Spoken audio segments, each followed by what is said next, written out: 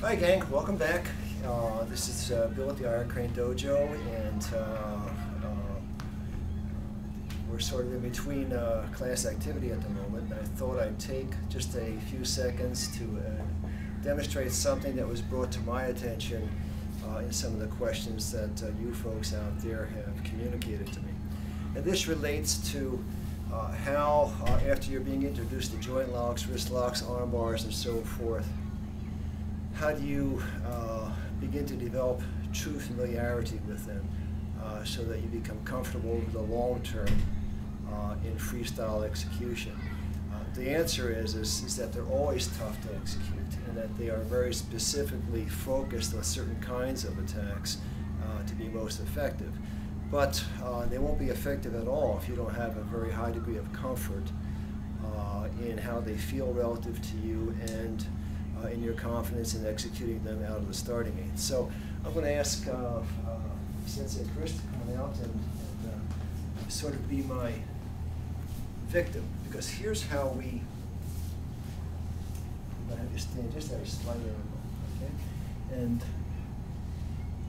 the best way to get familiar with joint locks and to develop a flow within yourself is just to have a classmate be your, no offense intended, dummy, while you use that person as a device or vehicle to work the techniques. So as he stands here, I walk up to him and I want to do an outside wrist lock, and I execute. I come back, I want to do an arm bar.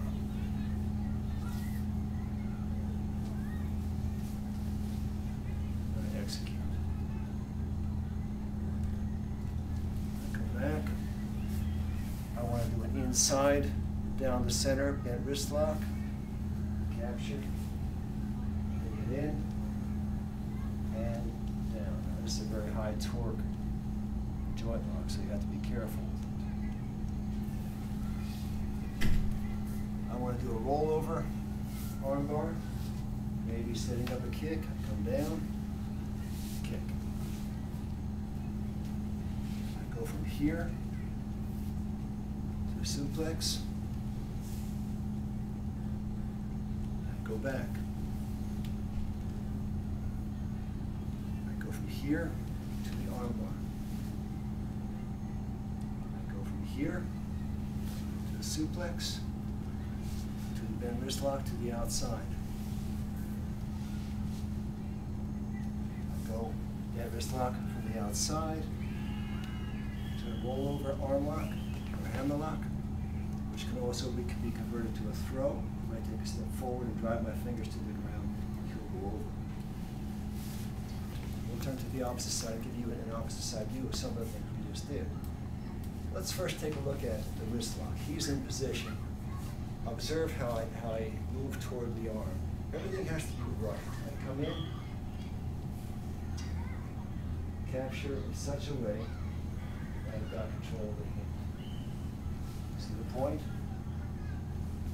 To control the fleshy wrist, and I execute the lock. And if I need to automate the lock, I can use the second hand. Tai Chi, this will be called a press. Tai Chi, or Tai Chi forms is a press move.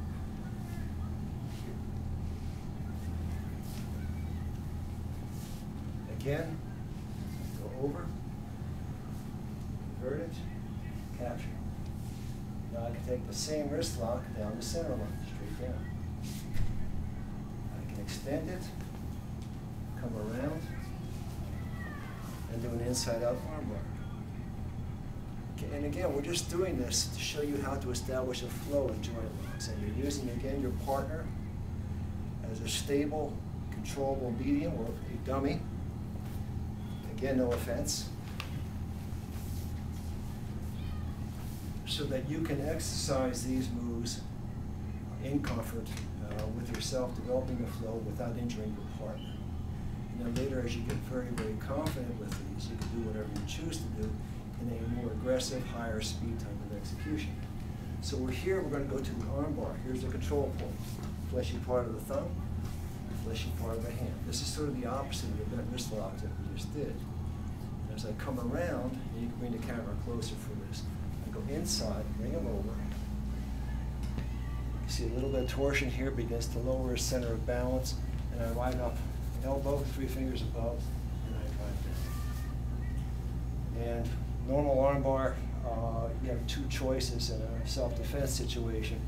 As you begin to execute the move, you use it as a break right there, snap the arm, or use it as a control move, bring the person down as low as you can to the ground.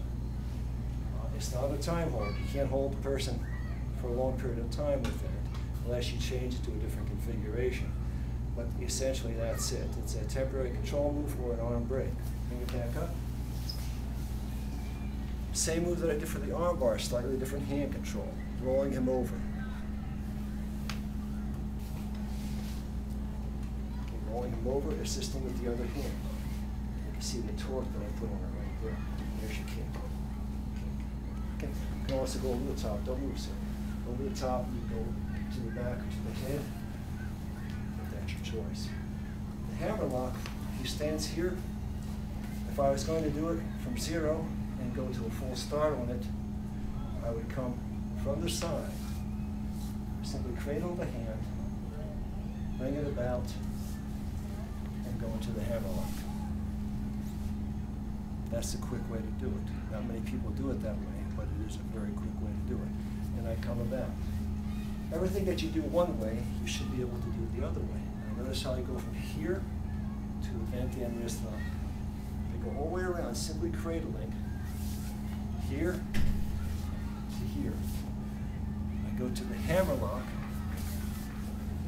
bring it about to an over-the-top choke. Come back again, hands on top, and I'm into a bent wrist lock. Bent wrist lock, I can lift,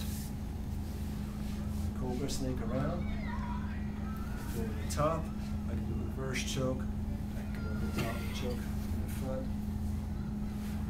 All those simply flow off your partner, assisting you in a passive fashion. We have just a few seconds left. You work one side, then you work the other side. Same techniques. Develop the flow, the variations, and then work crossing. Cross hand, cross hand. Cross hand moves, in, out, up. In, out, up. Up.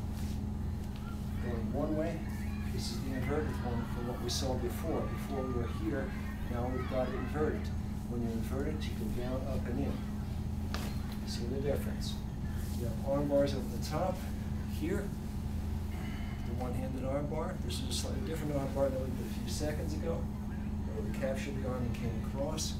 This is a simple capture from the side. I reach in, give you a better view of this. I reach in, cut through, over the top, and down. You can see the leverage that you have on that, and how you can convert it to other things, okay? Let's back up. Now that's just an introduction. Just with what we demonstrated today, you could spend 2 or 3 months working on it and take it to a very high level.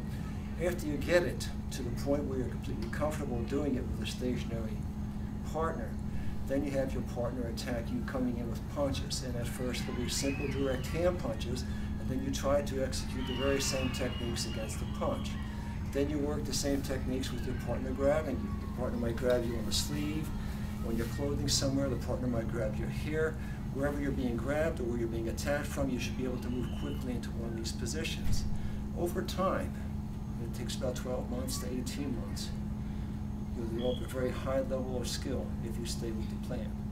Okay, now I want to thank you for visiting with us again today, and stay tuned to the YouTube channel and also to our website channel for additional follow-ups on these concepts.